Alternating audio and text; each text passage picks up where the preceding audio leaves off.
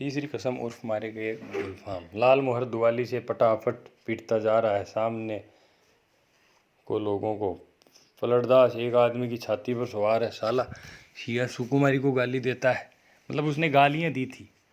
सो भी मुसलमान होकर धुनीराम शुरू से ही चुप था। मारपीट शुरू होते ही वह कपड़े घर से निकलकर बाहर भागा। काले कोट वाले नौटंकी के मैनेजर नेपाली सिपाही के साथ दौड़ आए। दरोगा साहब ने हंटर से पीट पाट शुरू की। हंटर खाकर लाल मोहर तिलमिला उठा, कचहरी बोली में भाषण देने लगा। दरोगा साहब मारते हैं, मारिए, कोई हर्ज नहीं, लेकिन ये पास देख लीजिए, एक पास पॉकेट में भी है, देख सकते हैं हुजूर, टिकट नहीं पास।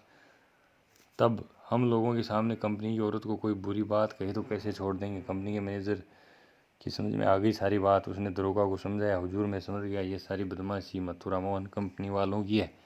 तमाशे में झगड़ा खड़ा करके कंपनी को बदनाम नहीं हुजूर, इन लोगों को छोड़ दीजिए, हीराबाई के आदमी है, बेचारी की जान खतरे में, हुजूर से कहा था ना। हीराबाई का नाम सुनते ही दरोगा ने तीनों को छोड़ दिया, लेकिन तीनों की दुआली छीन ली गई। मैनेजर ने तीनों को 1 रुपये वाले दर्जे में कुर्सी पर बैठाया। आप लोग यहीं बैठिए, पान भिजवा देता हूँ। कपड़कर शांत हुआ और हीराबाई स्टेज पर लौट आई। नगाड़ा फिर गनगना उठा।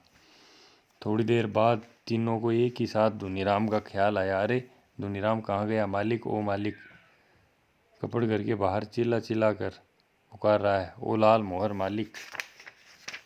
लाल मोहर ने तार स्वर में जवाब दिया, इधर से। एकटक किया फाटक से। सभी दर्शक ने लाल मोहर की ओर मुड़कर देखा। लसनवा ने नेपाली सिपाही लाल मोहर के पास ले आया। लसनवा को लाल मोहर ने जेब से पास निकालकर दिखा दिया। लसनवा ने आते ही पूछा, मालिक कौन आदमी क्या बोल रहा था? बोलिए तो जरा, चेहरा दिखला दीजिए उसकी एक झलक। लोगों ने लसनवा की चौड़ी और सपाट छाती देखी। जाड़े के मौसम में खाली देह चेले चाटी के साथ हैं ये लोग। लाल मोहर ने लसनवा को शांत किया।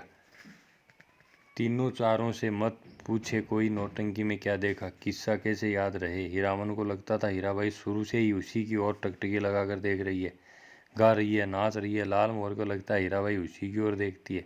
तो ये ग्रामीण परिवेश के लोग हैं, अपनी अपनी कल्पना कर रहे हैं। वह समझ गई है, हीरामन से भी ज़्यादा पावर वाला आदमी है लाल मोहर। पलटदास किस्सा समझता है। किस्सा और क्या होगा, रमेन की ही बात है। वही राम, वही सीता, वही लखनलाल और वही रावण। सिया सुकुमारी को राम जी से छीनने के लिए रावण तरह तरह का रूप धरकर आता है। राम और सीता भी रूप बदल लेते हैं। यहाँ भी तख्त हजारा बनाने वाला माली का बेटा राम है। गुलबदन सिया सुकुमारी। माली के लड़के का दोस्त लखनलाल है और सुल्तान है रावण। धुनीराम को बुखार है तेज। लसनवा को सबसे अच्छा जोकर का पार्ट लगा है।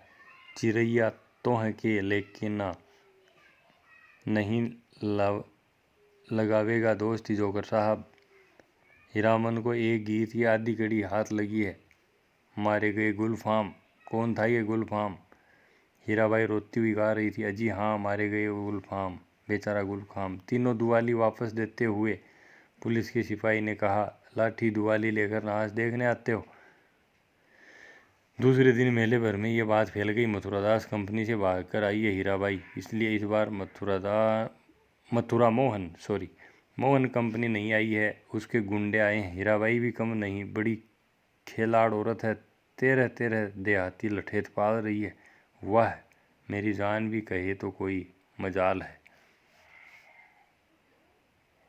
10 दिन रात दिन भर भाड़ा ढोता हीरामन। शाम होते ही नौटंकी का नगाड़ा बजने लगता। नगाड़ा की आवाज़ सुनते हीराबाई की पुकार कानों के पास मंडराने लगती। भैया, मीता, हीरामन, उस्ताद, गुरुजी, हमेशा कोई न कोई बाजा उसके मन के कोने में बजता रहता। दिन भर हारमोनियम, कभी नगाड़ा, कभी ढोलक, कभी हीराबाई की पेजनी। उन्हीं साजों की गत पर हीरामन उठता बैठता, मतलब उसके मन में समा गई वो चीज़ें।